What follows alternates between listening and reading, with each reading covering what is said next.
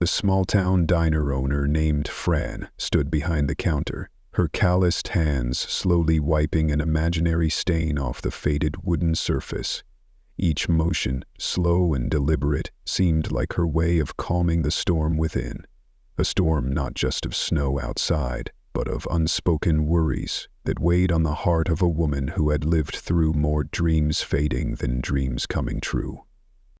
Outside the fogged-up window, snowflakes sparkled under the headlights of the occasional truck passing by. The wind howled in long, mournful gusts, echoing like the cry of the empty, harsh heartland of Middle America, barren, frigid, and lonely. The old thermometer by the door had dropped to 12 degrees Fahrenheit, signaling a brutal night ahead. Another day down, just not many dollars left to count, Fran murmured to herself, her hoarse voice almost swallowed by the wind. At 52, Fran wore the beauty of time. Silver strands threaded through her auburn hair, pulled back in a practical bun. Her face, lined with wrinkles, told stories of a life once filled with laughter, then gradually filled with tears.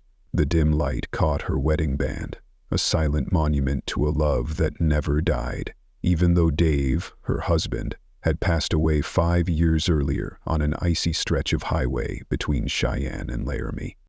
Dave had died doing what he loved most, driving his Peterbilt across endless ribbons of road. And Fran, she had stayed behind to hold on to the dream they had built together, a small diner for long-haul truckers, a place once filled with the smell of apple pie, the sound of laughter, and warm greetings.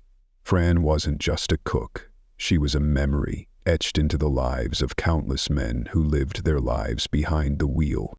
But things had changed. Mega truck stops with bright lights, fast food chains, and every convenience imaginable had sprouted like weeds along the interstates. Fran's pit stop, tucked quietly off exit 157, slowly faded into the background, like an old photograph left too long in the sun. The regulars stopped coming. The bell over the door barely rang anymore. Their shared dream now existed only in the warm corners of her memory. Then the bell rang, a sharp, unexpected jingle that pulled Fran out of her thoughts. The door opened, and in walked a familiar figure, snow dusting his worn trucker cap. It was Pete, the last regular who still came around. "It's getting nasty out there, Franny," he said, voice edged with concern. "They're talking about shutting down the interstate. This storm's not kidding around." Fran didn't ask. She just poured his coffee. "You heading out again?" "Nah." Pete shook his head, cupping the mug between his weathered hands. "My driving days are over. Just wanted to make sure you had enough sense to close up before it hits. This storm don't care about your business hours." Fran glanced out the window. Darkness had swallowed the road. She told him she'd stay another hour, but in her heart, she knew going home to the empty house a mile down the road wouldn't feel any less lonely. That house was filled with old photos of Dave, with shadows that moved only when the wind blew, and spaces no memory could fill. Pete finished his coffee, left the usual $3, and gave Fran's shoulder a gentle squeeze on his way out. "Don't wait too long, Franny. Nature doesn't punch a time clock." When he left, silence returned, heavy and complete, like the weight in Fran's chest. She went back to the counter and started sorting through unpaid bills. Electric, gas. The numbers were cold and merciless like the storm outside, with no concern for those clinging to the last thread of hope. Maybe her daughter was right. Maybe it was time to sell the diner, move to Denver, and be closer to her grandkids. But what did letting go mean? And what did it cost to hold on to a dream she and Dave had once kindled together? As Fran stood there, caught in a maze of memory and doubt, the diner's lights suddenly flickered, then went out completely. The storm's wind howled louder, shaking the windows. Snow slammed against the glass as if trying to break down the last barrier holding back the dark and the cold. "Just perfect," Fran muttered, feeling her way through the pitch black toward the emergency supply closet. Her fingers found an old box of candles and a worn pack of matches. As the first flame danced to life, it cast just enough light to reveal a surprising sight outside. A large semi-truck slowly pulling into her snowy lot, then another, and another. In just 20 minutes, the once empty lot was full of trucks of every shape and size, their engines rumbling, headlights piercing the falling snow. Drivers pushed through the bitter wind, faces weary, steps slow, but eyes holding a spark of desperate hope. The first man stepped in, dragging the storm with him. Snow whirled in the warm air around him as he stomped his boots on the welcome mat. His beard was coated in ice, his eyes exhausted, but they softened at the sight of shelter. "Ma'am," he said, his voice hoarse from cold and road dust. "Interstates closed 10 miles back. Highway patrols redirecting everyone off. We saw your sign. Barely. Without power. Any chance we can ride out the worst of it here?" Fran didn't answer right away. She looked past him, saw more faces lined up behind, half buried in snow, all waiting. Maybe 20, maybe more, all needing warmth, needing safety. She had almost nothing. Barely enough food, no electricity. The backup generator had broken the previous winter, never got repaired. All she had was the old wood-burning stove in the corner, a leftover from when the place was a trading post in the 50s. She should say no. Logic said to turn them away. But then she thought of Dave. He had never once passed a stranded driver without stopping. He used to keep sandwiches in his rig for hitchhikers. He used to say, "The road makes us family, even when we don't know each other's names." Fran opened the door wider, her voice trembling but firm. "Come on in. I've got a wood stove and some things to make soup. It won't be fancy, but it'll be warm." One by one, they stepped inside, shoulders hunched, cheeks red from the wind, eyes full of gratitude. And inside Fran, something flickered to life again. Something she hadn't felt in a long time. Purpose, connection, meaning. Tonight she had almost nothing, but what she did have, she could give. "Let me get that stove going," she said, rolling up her sleeves. "We're gonna need every bit of warmth we can get. This storm's just getting started." None of them knew then what this small act of kindness would set into motion, that opening her door that night would not only change her life, but ripple far beyond this quiet patch of Wyoming. The first flames crackled to life, throwing long shadows across the diner's walls. Outside, the storm howled like a wild thing. But inside Fran's pit stop, something extraordinary was beginning to take shape. "Sorry for the plastic bowls," Fran said as she pulled mismatched dishware from dusty storage boxes. "Can't even remember the last time I used these." She returned to the kitchen, the space so familiar it was like walking through a memory. She mentally scanned her pantry. 1 onion, a few cans of black beans, a ham bone she'd saved for herself. Into the pot they went. Then lentils from the back shelf. A pinch of this, a dash of that, not much. But tonight, it would be enough. Because tonight, Fran wasn't just serving food. She was serving hope. The aroma of soup began to fill the small diner, blending with the faint smoke rising from the old wood-burning stove. The scent of sautéed onions, lentils, and herbs wrapped itself around the minds of everyone inside, warming not just their bodies but the road-weary souls tired from long miles in bitter cold. Fran was struggling with another armful of firewood from the back shed when a burly man with wind-tossed salt and pepper hair stepped forward. Gently, he took the load from her arms. "Let me give you a hand," he said in a deep, kind voice. The name patch on his jacket read Wilson, and his eyes were soft beneath thick brows like snow-covered ridgelines. "Thanks," Fran replied, offering a tired but sincere smile. "Name's Fran, not ma'am. Save that title for my mother-in-law, God rest her soul." As Wilson chuckled and nodded, Others began to rise to their feet. No one said a word, but somehow a system formed, like they had always known how to work together. A female trucker gently pulled out old blankets from a storage bin and draped them over the shoulders of those still shivering. Two men rigged Fran's old battery-powered radio to catch weather updates, just a small task, but one that gave everyone a sense of control. They took turns sitting closest to the stove, warming up their hands and feet, then trading spots with the next person in line. Empathy spread like firelight, quiet, small, but impossible to extinguish. In a quiet corner of the diner, a young man with a neatly trimmed beard and a blue knit cap was focused on his phone. While most had stowed their devices due to the lack of signal, he continued working as if still connected to the outside world. As Fran passed by, holding out the last few mugs of instant coffee, she gently reminded him, "There's no signal out here, you know." The young man looked up with a sheepish smile. "I've got a satellite uplink in my rig, part of my setup." He held out his hand. "Ely Turner. Some folks call me Rigstream." Fran raised an eyebrow.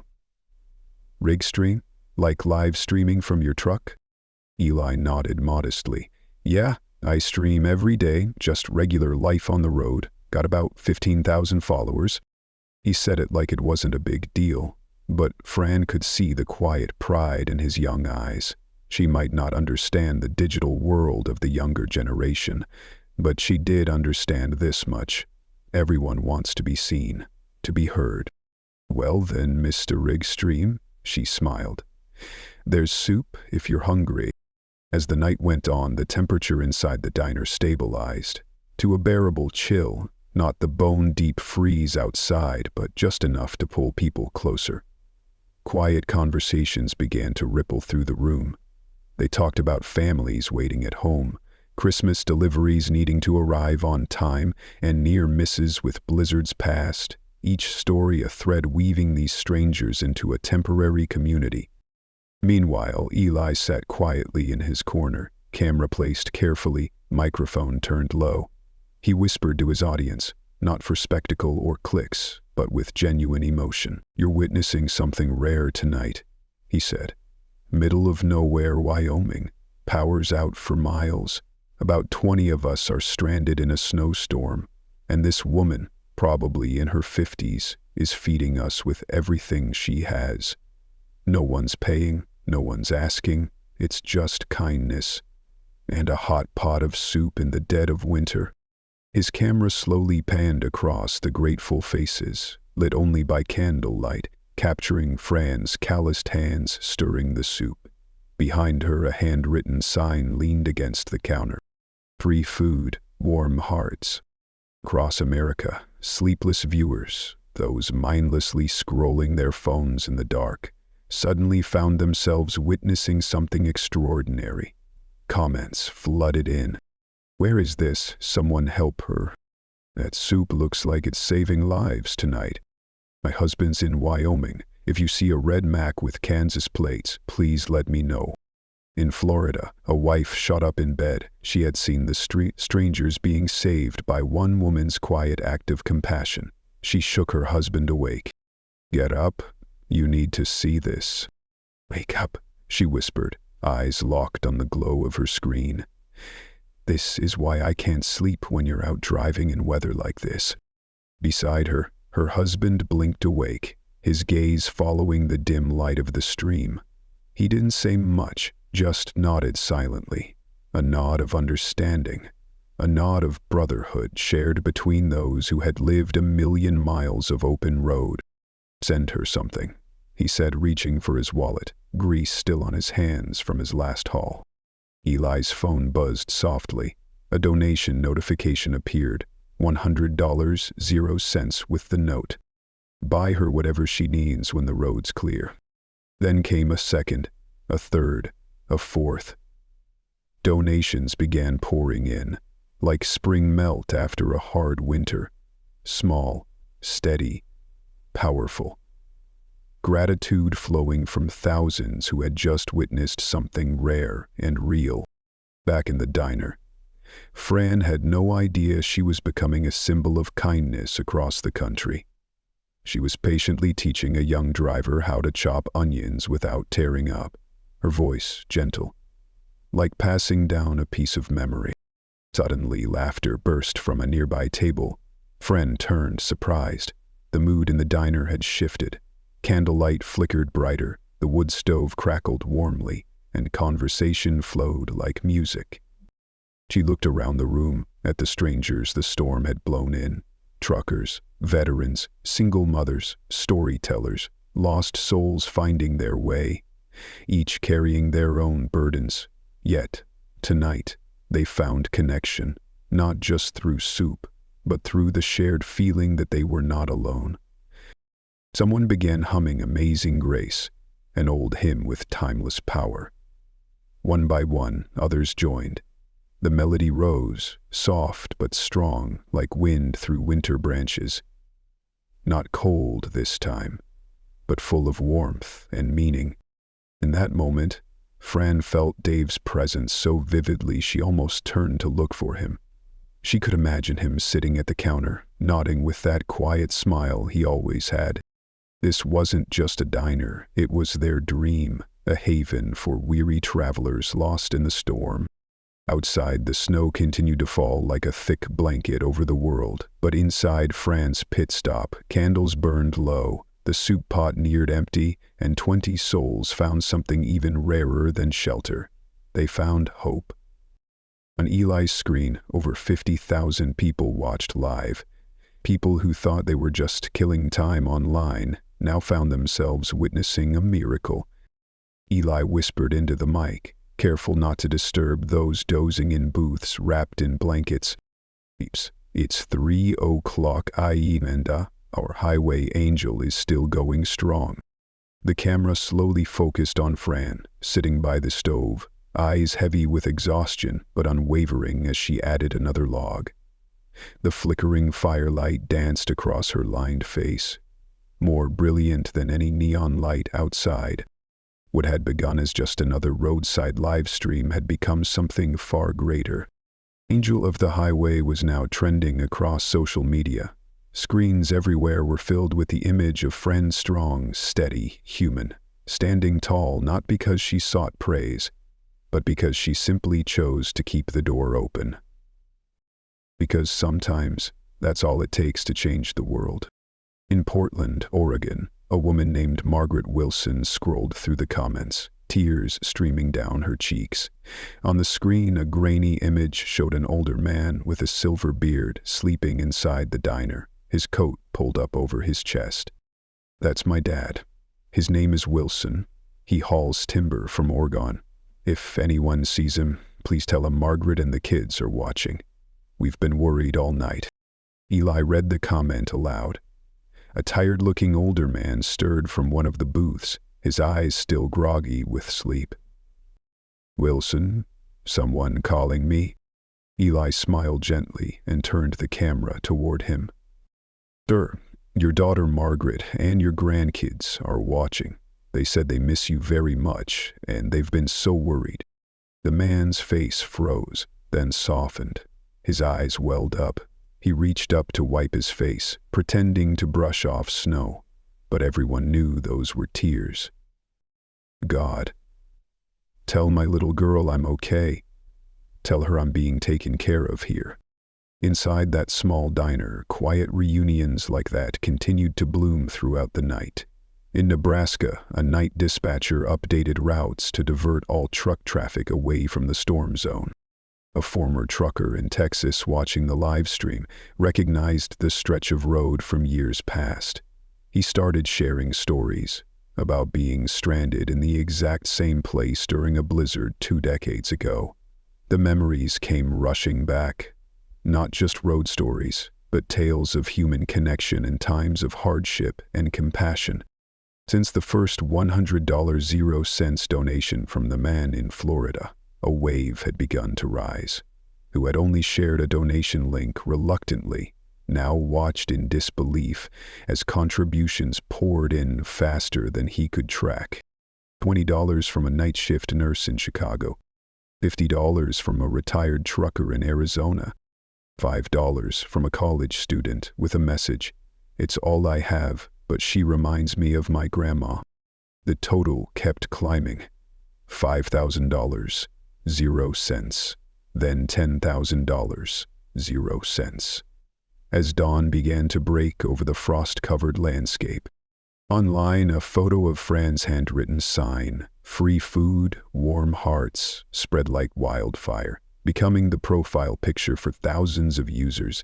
But it wasn't just a symbol, it became a call to action. People began planning to give away free meals at local truck stops, calling into local news stations to talk about that woman out in Wyoming. In California, one viewer called her local TV station, insisting they cover the story. Meanwhile, a weather reporter in Cheyenne, who specialized in trucking news, spotted the viral trend and immediately alerted his editor. By sunrise, local news crews in Wyoming were gearing up, determined to find the now legendary Fran's pit stop. But through all the chaos unfolding online and across the country, Fran remained completely unaware. Her world that night was grounded in practical needs, adding more logs to the fire, checking who was still cold, listening to the static-filled radio for weather reports. Every now and then she noticed Eli whispering into his phone, but she just assumed he was texting family. "You should get some rest," she called softly around 5 a.m. "You should get some rest. That phone of yours will still be there come morning." Eli smiled and lowered his voice. "Can't sleep, ma'am. I'm too busy documenting a miracle." Fran chuckled and shook her head. "There's no miracle here, just plain, old-fashioned kindness." Eli didn't argue, but deep down he knew better. She didn't know that her seemingly small act of kindness had sparked a ripple effect, one that made strangers cry, that reignited people's faith in humanity. Around 6 a.m., one of the truckers' radios crackled to life, and a voice came through. Road crews had started clearing the highway. The interstate would likely reopen by mid-morning. The news spread quickly, like fire across dry grass. People began stirring from their makeshift sleeping spots, stretching out stiff limbs after a night spent on booths and benches. But in their eyes was something beyond relief, an unspoken bond forged through shared struggle, a memory that would follow them for the rest of their lives. Fran returned to the kitchen, gathering what little she had left. A few packets of instant oatmeal mixed with hot water, the last slices of bread toasted over the wood stove, and a jar of homemade strawberry jam, one she had been saving for a special occasion.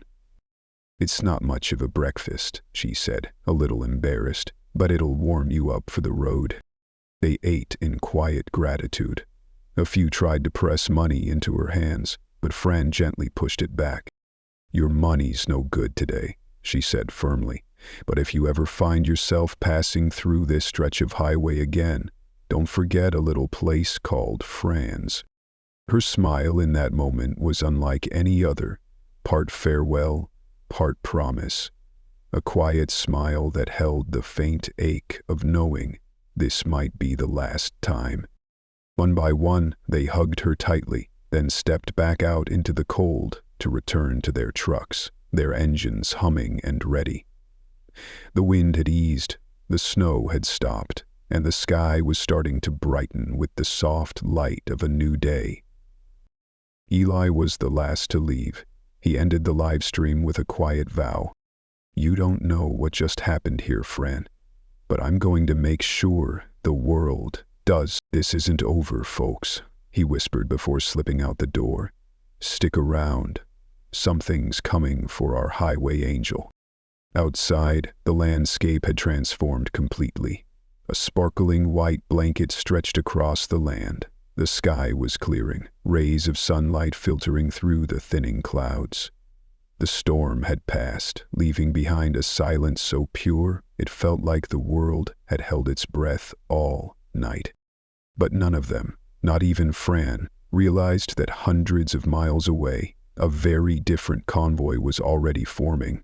Not a line of freight, but a caravan of gratitude, inspiration, and a promise to never let kindness go unnoticed. At exactly 9:17 a.m., the last truck pulled out of Fran's pit stop, its deep tire tracks pressed into the soft snow like imprints of memory. Fran stood in the doorway, hand raised in a final wave as the red taillights disappeared around the bend. Her breath no longer rose in thick clouds. The temperature had crept upward. The sunlight gleamed off the snow, brilliant and almost blinding in its beauty. Inside, the aftermath of the night remained. Blankets rumpled across the booths. Candle wax hardened into little pools on the tables. Soup pots crusted with the last of what had sustained them. The wood stove had burned down to glowing embers. The warmth of the night had passed with the travelers, leaving the room quiet again, still and aching. Fran stood for a long moment, then let out a deep sigh. Her whole body felt drained. Over 24 hours without sleep, without rest. But there was still work to be done. There always was. She began folding the blankets, treating them with care despite their age. Bowls and spoons were gathered and stacked in the sink. Crumbs and bits of ash swept slowly into neat piles. Every motion was quiet, deliberate, a ritual of closure, and perhaps unknowingly, the prelude to something new. Eli, the strange young man who had spent the entire night glued to his phone, was the last to leave. He gently took Fran's hand, gave it a light squeeze, and simply said, "You don't know what you just did for him, not a clue." Strange words from a kid living in a digital world. But when Fran thought back to that moment, she couldn't help but smile. At exactly 10 a.m., the power came back on. The fluorescent lights flickered, then burst to life, harsh and glaring, breaking the soft, golden glow of the candlelit night before. The refrigerator hummed to life with a low groan. Though there was nothing left inside to keep cool, Fran opened it out of habit, staring into the empty shelves as if looking at her drained bank account, her future just as bare. She sat at the counter, the place where for so many years she'd chatted with Dave, with regulars, with nameless travelers. But this time, she allowed herself to let go. Just for a moment, a rare moment of surrender. The night before had been warm, meaningful, more fulfilling than anything she'd experienced in years. But it had also emptied her completely. Food, money, energy, everything she had was given to those who may never return. "Just don't forget me," she had said as they left. A silent prayer. But she knew all too well, highways never looked back. They only moved forward. From her apron pocket, she pulled out a worn, crumpled business card. An agent in Cheyenne, specializing in high-potential commercial properties. The card her daughter Nancy had sent months ago. Back then, the word potential had made her angry.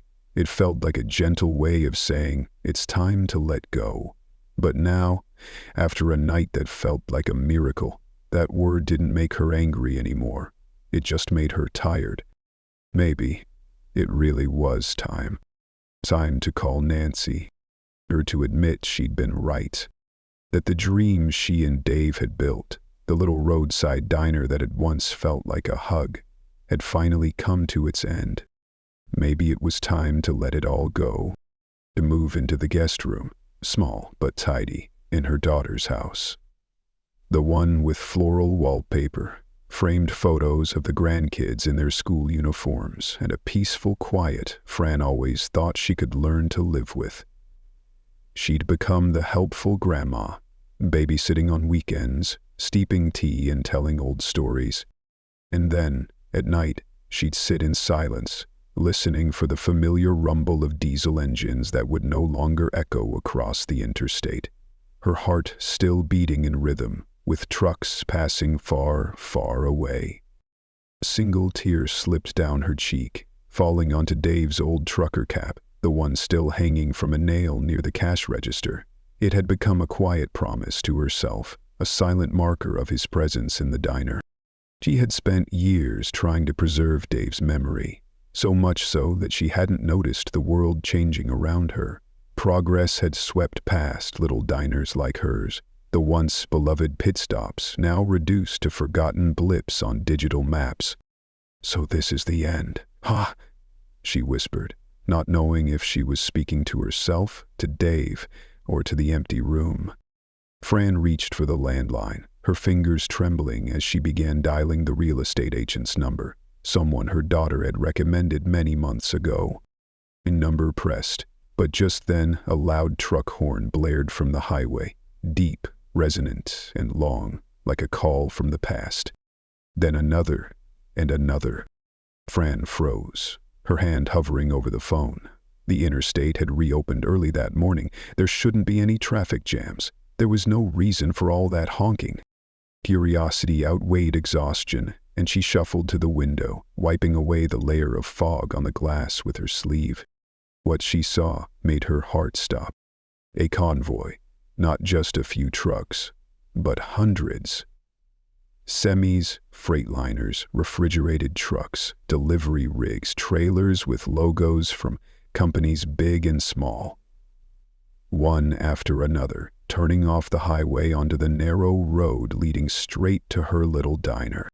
The morning sun gleamed off their polished chrome, dancing across the white snow like a dream that refused to die. Fran raised a hand to her mouth, stunned.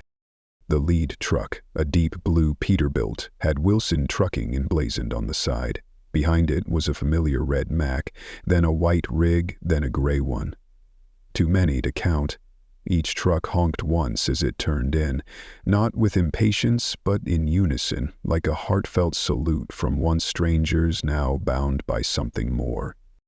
The door creaked open, and Eli stepped in, still holding his live-streaming phone, his face lit with excitement, like a child revealing the greatest secret of his life.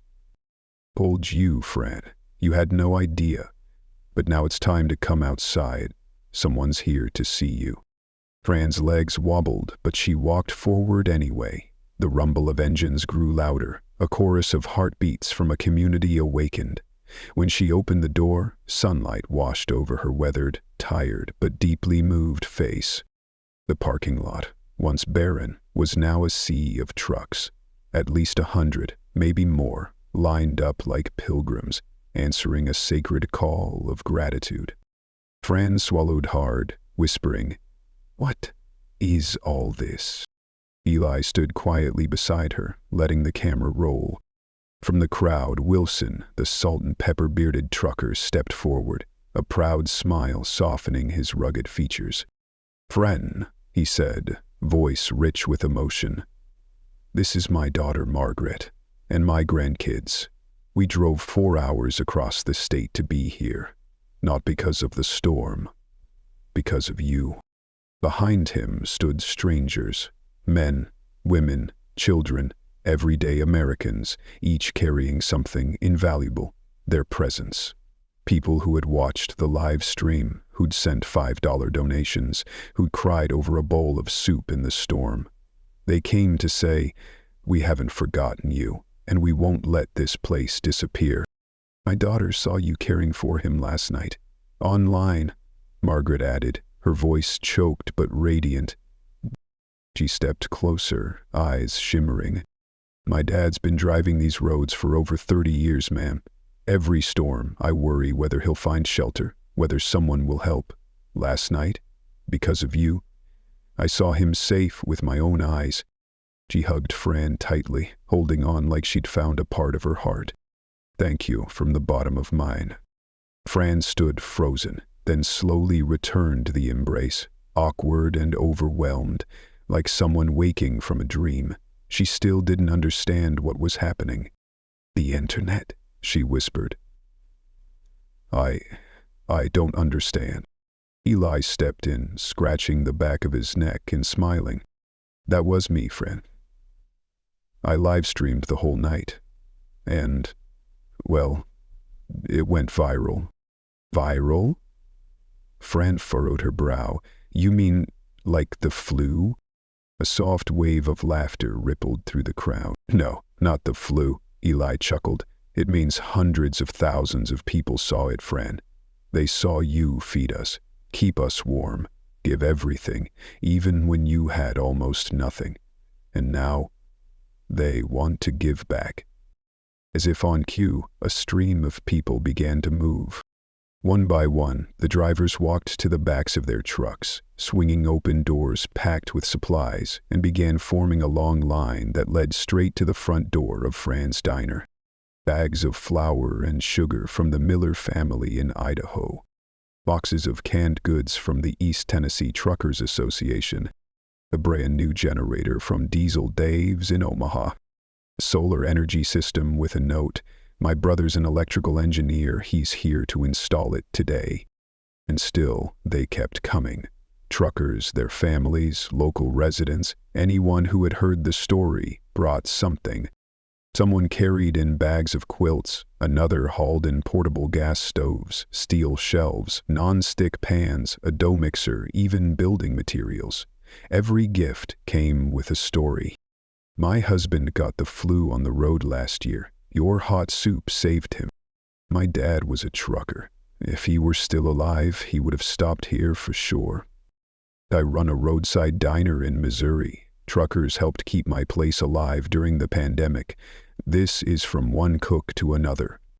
Fran couldn't say much beyond breathless thank yous, her voice barely a whisper. Tears streamed freely down her cheeks, and she made no effort to wipe them away. Her once empty diner was now full to the brim, not with goods, but with love, a response to one night of selfless compassion. Then 3 news vans rolled into the remaining space in the lot. Reporters stepped out with microphones and cameras, weaving through the parked trucks to capture every moment. "We're standing at what's now known as Fuel Up at Fran's," a young female reporter said excitedly into the camera. "This movement began last night when a live stream captured the actions of one woman braving a blizzard. Her story has touched hearts across the nation. And this morning, the people of the road, those who live on wheels and faith, are showing up to give back in their own way." The mayor of the small town 10 miles away arrived, hastily dressed in his official coat, to present Fran with an honorary certificate. The local fire chief came to inspect the wood stove and personally installed new smoke detectors, donated by a nearby hardware store. A group of high school students arrived carrying hand-painted signs. "Feeding the fleet." Amid all the noise and commotion, Fran spotted Eli speaking with a well-dressed man in a suit. Eli waved her over, his face glowing. "Fran, come here for a sec. This is Mr. Harding, from Interstate Commerce Bank." The man extended a hand and handed her a thick envelope. "Ma'am, overnight we've received donations from across the country, from people watching Mr. Turner's live stream. This morning we opened our branch early to process the first batch. This is just the beginning." Fran's hands trembled as she opened the envelope. Inside was a cashier's check. When she saw the number printed on it, her knees buckled. $37,000, 0 cents. She nearly collapsed, and Wilson reached out to steady her. There must be some mistake," she stammered. "No mistake," Eli said gently. "This is America, Fran, and they're saying thank you." "And it's not over yet," Eli added, his voice quiet but filled with conviction. "People want to help you. You gave us hope when we needed it most. Now it's your turn." As if to underscore his words, another truck horn rang out. Then another. Then dozens more joined in unison. The rumble echoed like an ovation, a salute in engine form, the highest honor from those who live life behind the wheel. From within the crowd, a woman stepped forward, holding up a tablet displaying a glowing website. "I'm a web designer from Colorado. I built you a site last night, fransbitstop.com, and you've already got your first orders for your famous soup." Fran blinked, completely stunned. I don't ship soup." "You do now," someone shouted, and laughter rippled through the crowd, warm and joyful, melting away the last chill of the long night. Fran Miller, a widowed woman once forgotten by the world, who had sat alone in an empty diner, now stood in the center of a miracle, not one she created, but one her kindness had awakened. She didn't just feel hope. For the first time since Dave passed, Fran felt like she belonged. I don't know what to say," she whispered, her voice breaking. Wilson gently squeezed her shoulder. "You already said it, Fran, when you opened your door last night." 1 month later, Fran stood behind the counter, quietly watching the sunrise stretch across the rugged Wyoming landscape. The view was the same as it had been for the last 20 years, but inside her and around her, everything had changed. The new neon sign glowed brightly. Fran's pit stop, fuel for every journey. It could be seen from half a mile down the interstate. The old cracked road had been repaved, now wide enough for both passenger cars and big rigs to park with ease. Solar panels gleamed on the roof, the solar system installed by a trucker's brother who refused payment, saying simply, "The road takes care of its own." Inside, the diner had undergone a complete transformation. The floor was newly tiled, clean and polished. The booths had been reupholstered in deep burgundy leather, elegant and sturdy. The kitchen gleamed with brand new appliances. Shelves were fully stocked, every item a donation. The old wood stove still sat in its corner, refurbished, certified safe, and now a shrine of sorts, a symbol of the night that had changed everything. But the most moving addition hung on the wall beside the register, a bulletin board covered with Polaroid snapshots, portraits of the truckers who had taken shelter that fateful night. Each photo was signed with heartfelt messages. To Francis Hoost, who saved me from the cold and warmed my soul. Thank you for your warmth when the world went cold. You reminded me why I love this life on the road. Fran gently touched each photo. Every face held a story. Every handwritten note echoed the heartbeat of something once lost and now found. The bell above the door jingled. "Morning, everyone." Martha, Fran's new morning waitress, called out cheerfully as she walked in. Behind her was Carlos, the new short-order cook, whom Fran had hired from the next town over. A man with 20 years of diner experience and a laugh big enough to warm the entire kitchen. Less than an hour later, the parking lot in front of the diner was packed. 6 semi-trucks and a handful of pickups. Inside, the booths were full. Locals, strangers, truckers, travelers. The Highway Angel Special, lentil soup with homemade toasted bread, had become a signature dish, drawing people from hours away just to taste it. Fran moved from table to table, refilling coffee, smiling and listening. Then she stopped in front of a familiar booth. Beneath a familiar face, blue knit cap, neatly trimmed beard, eyes sparkling. Fran's smile lit up. "I didn't think you'd be back so soon." Better known as Rigstream, looked up with a bright grin. "I couldn't stay away. My followers demanded an update," he added with a chuckle, pointing to his phone propped up against the napkin holder, still streaming live. "Right now we've got about 5,000 people watching. They all want to know how you're doing." Fran shook her head, still amazed by the concept of an invisible audience. People she'd never met, yet somehow had become a part of her life. "Just tell them I'm doing fine, thanks to them, and to you." "No," Ailey smiled, "you tell them." He turned the phone toward her. Fran smoothed her apron self-consciously, took a deep breath, and leaned toward the camera. "Hi there, folks. I'm Fran Miller. Just wanted to say thank you again. Because of you, and because of all the kind hearts out there, this little diner of mine is standing strong again." On-screen comments poured in like a rushing river, too fast to read, but Eli nodded reassuringly. "They're all good, Fran, every one of them." In the weeks following that legendary night, what some news outlets had dubbed the Blizzard Miracle, Fran had reluctantly embraced her sudden fame. Though not one to seek the spotlight, she understood that her story had sparked something greater, a ripple of kindness across the nation. A movement called Be Like Fran had begun, where people performed small acts of kindness for long-haul drivers and weary travelers. And then something unexpected happened, a resurgence of roadside diners, once the backbone of America's highways, began being talked about again. A National Restaurant Association reached out, asking Fran to lead a mentorship program for struggling diner owners. But through it all, Fran stayed the same, practical, honest, and loyal to the belief Dave always held dear, that highways weren't just about connecting cities, but about connecting people. "Careful, your soup's getting cold," she teased Eli, then moved on to tend to other tables. As the diner buzzed with energy once more, Fran stepped outside for a breath of crisp morning air. Leaning against the old brick wall, she gazed out at the highway, that endless ribbon of road stretching beyond the horizon. That same road had taken the man she loved, but somehow it had also given her a new life in return. A large semi pulled into the lot. The driver waved as he parked near the entrance.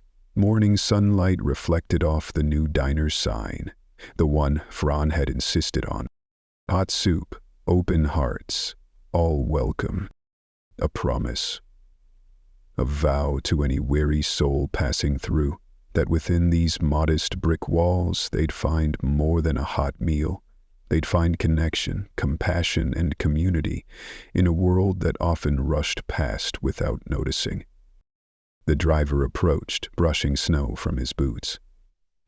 "Heard about you all the way from Tennessee. Had to come see if the stories were true." Fran smiled warmly and opened the door for him. "Come on in. Coffee's hot, soup simmering, and at my place, there's always room for one more." The man stepped inside, leaving footprints on the snowy path. Fran turned for one last look at the road.